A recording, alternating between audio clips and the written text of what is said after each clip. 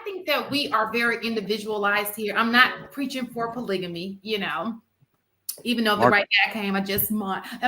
But so just in case you guys are new here, Marcus always gets a little segment. He always finds a way to talk about polygamy. He's gonna throw it in there. It does not fail. So just bear with me. That's not what it is. I'm so solutions based. When I hear a solution, or when I hear a problem, I'll be like, what's the solution? That you got 3 baby mamas, you in 2 different states, y'all The not getting solution is along. nothing in everybody.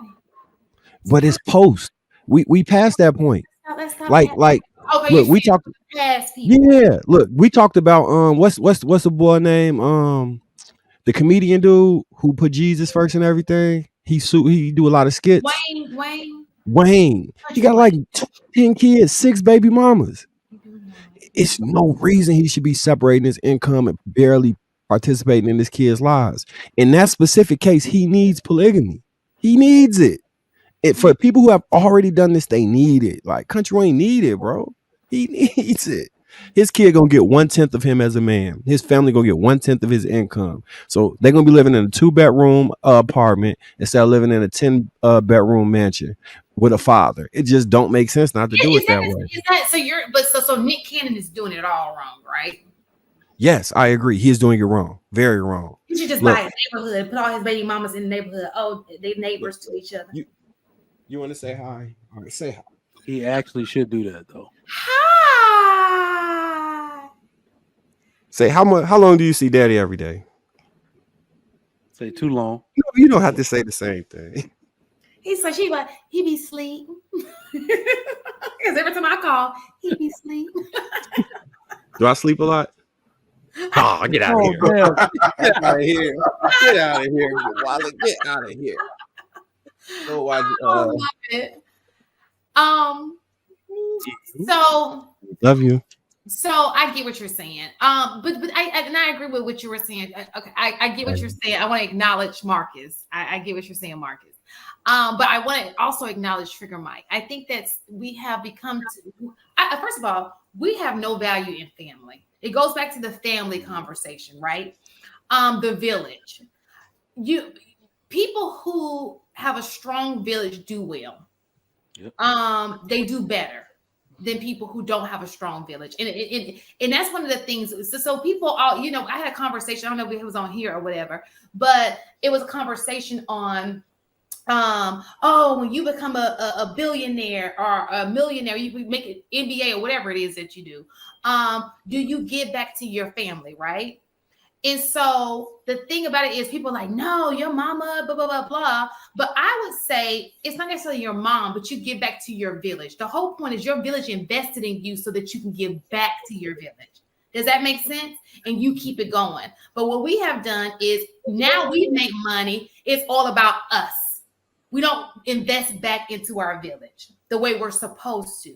We're not supposed to leave. And that's the thing about being educated, right? You end up leaving. You're like, I'm going to explore the world. I don't want to live here anymore. You're too good. I'm from Alabama. So I was like, I'm too good for Alabama. I don't really think that, but I'm just saying, I'm giving you hypothetically speaking. Yeah, you do. I want to live here. Now, I would love my family to come to, but I get it now. I given my kids the same upbringing I had because I was fortunate to have a village that raised me, right? And that was a good feeling to say that I had all these men who took care of me, all these women. It was a collective that fed into me. So it would only be natural that I feed into them because now they're of age. It's my job to feed into them now. Does that make sense? It's all of we take care of each other. Go ahead. What were you about to say? I think it's even deeper than that, and I think Trigger Mike touched on it. When we talk about the small hat community, you have 3 generations living in one house and 20 families living in one apartment complex. That's the way we talk about, their stranglehold on certain parts of the economy. That's how they do it. Because everybody inside the house inside the home is working. But it just so happens you got grandma, grandpa, you got mom, dad, and then you have the of age kids.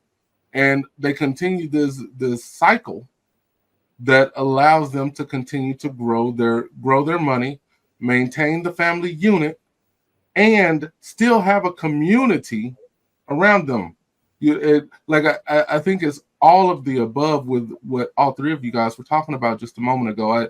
And we have really gotten away from even the village concept, let alone the 4 generations living in one house. You would be uncomfortable. You'd say things like, "Hey, I need my own space.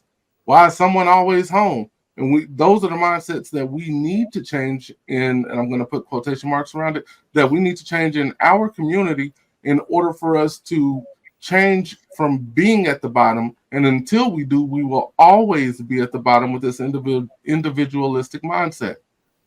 Hey, you know what's even crazier, AP?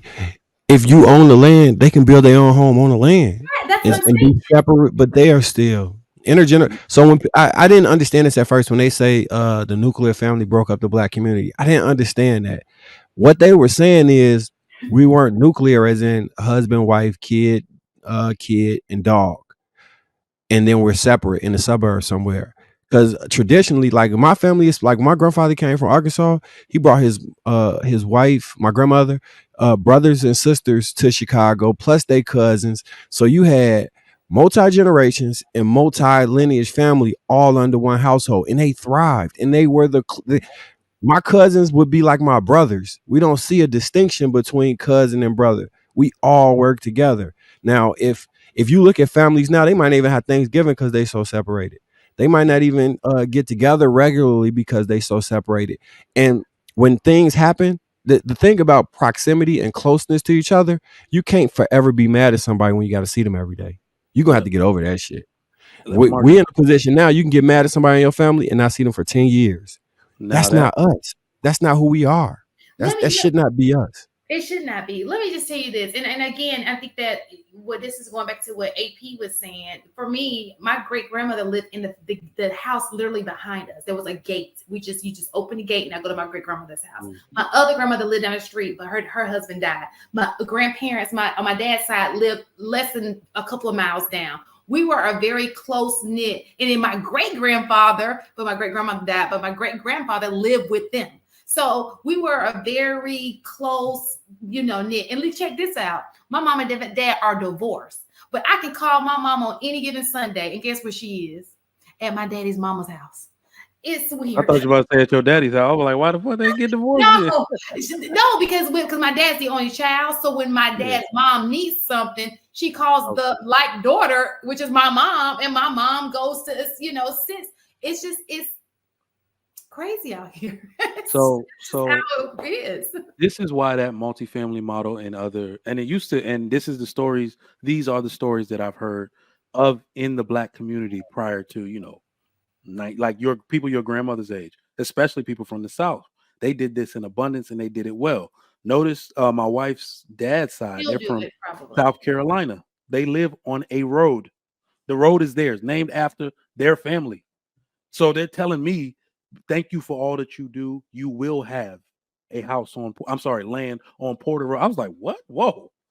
Because they're waiting to give it to somebody that is married, that has the income to take care of the land, when they pass. And I was like, damn, this is an honor. I get that this is the way you want to pass on your memory and your lineage, so on and so forth. Dedicated. I told them to give it to my children, right? But this is why that multifamily model works so well. And we always skip over this. I need men and women to understand this. It's not really about how much money you make, because all of those people that they named, Indian, Pakistani, Japanese, they're not all engineers and doctors. In fact, most of them aren't. They are blue collar workers. They are cab drivers, Uber drivers, and all that type of stuff. But it's not about the money you make. It's about the money you keep. I tallied up the childcare expenses for my children around since my son was born, $102,000. They kept all of that shit. They kept it all. That's Sugar Mike. Yeah. Could you have built a place addition to your home and housed your mother or her mother in your house for $102,000? And not only would you have gotten better child care for your child, but you would have got somebody you could trust that would be there for your child and provide for our elderly. To them, read to them, all of that. So that they keep all of the money that we keep shelling out because we want to be individuals. If you want to know why Black moms are so tired all the time, it's because they have to do everything as individuals. This was never supposed to happen. If you're tired and you want to take a nap, take those kids next door or downstairs to your mama and be like, Mama, I just want to take a nap real quick and let me go do that. This is possible for everybody in that multifamily model. It's not possible for most Black people as individuals that want to be. Now, my family a little too much. I want to be away from them, but this is what we get for that, right? So we spend money. Daycare don't even, like, I don't think they exist in like Africa, places like that. They don't exist in other countries, and I don't think they even existed here until what, like the 70s. It wasn't a thing. We had explored this a little bit. Daycares didn't exist for real, for real. Your family, even people, not even the people in your community will watch your kids for you. There'd be one older lady be like, no, you bring them babies here. Don't be out here taking them any which way, and would keep your kids. Imagine how much money you would save doing that, man. It's crazy. I got a question. I just want to clarify though, because I know the video because I had to go back and watch it. It's not household income. It is talking about income. So I just wanted, because you know you always have a person like, they didn't say household income, they said income. But it said median, which actually includes the entire house. In like the way it's, when you use the word median, you're talking about the average of household when it's used in that context. So it's no matter if you have 50 people living in one house, they're only talking about that one house.